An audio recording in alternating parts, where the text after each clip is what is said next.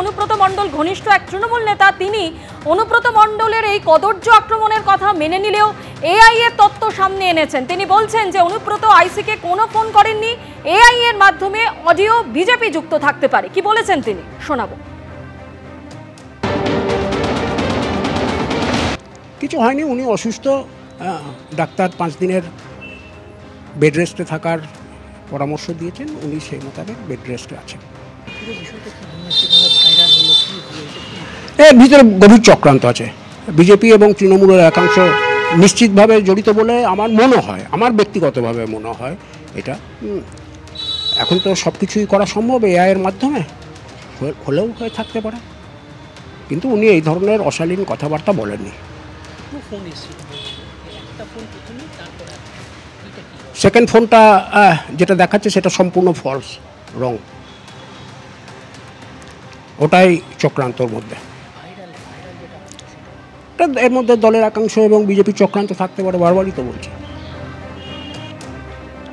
অনুব্রত ঘনিষ্ঠ এই তৃণমূল নেতা তিনি দাবি করছেন যে এআই দিয়ে এই অডিও তৈরি করা হয়েছে, বিজেপি যুক্ত থাকতে পারে। কি বলছেন বিজেপি নেত্রী অগ্নিমিত্রা পাল, শুনুন। আজকে মুখ্যমন্ত্রী, যিনি এই ধরনেরই অনুব্রতর মতো ক্রিমিনাল, যাকে আমরা এক্সপেক্ট করেছিলাম যে মমতা ব্যানার্জির যদি বিন্দুমাত্র মহিলাদের প্রতি সম্মান থাকতো, উনি কানটি ধরে টানতে টানতে হিঁচড়াতে হিঁচড়াতে জেলে পুরতো। বাংলার বাঘ বলা হয় ওই ক্রিমিনাল, তাকে এখন অবধি জেলে ঢোকানো হলো না। যে পুলিশ মন্ত্রী, মুখ্যমন্ত্রী, আর যে পুলিশ সত্যি তার মা স্ত্রীকে রক্ষা করতে পারে না, সেই পুলিশ মন্ত্রী আর সেই পুলিশ বাংলার মানুষকে কি রক্ষা করবে? একটা ঘটনা ঘটেছে, আপনি নিশ্চয়ই দেখেছেন, এবং সেটা নিয়ে সমালোচনা ঝড় ঠিক আছে, কোনো ফোন কল অনুব্রত মণ্ডল করেনি, মিথ্যা, এআই এর মাধ্যমে করা হয়েছে, মিথ্যা, ফলস।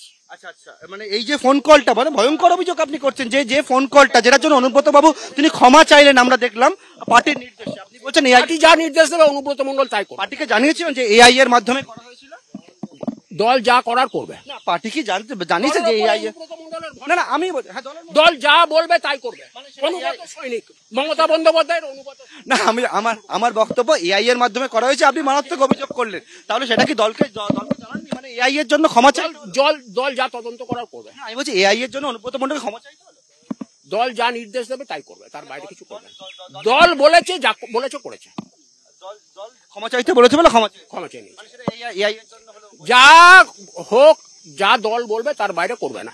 অনুব্রত মণ্ডল দলের অনুগত সৈনিক, মমতা বন্দ্যোপাধ্যায়ের সৈনিক, তিনি যা দল নির্দেশ দেবে তার বাইরে এক পা হাঁটবে না। থানার আইসি যে ভয়ঙ্কর অভিযোগ করলেন, সেটা সরকার দেখবে, পুলিশ প্রশাসন দেখবে। অভিযোগ তো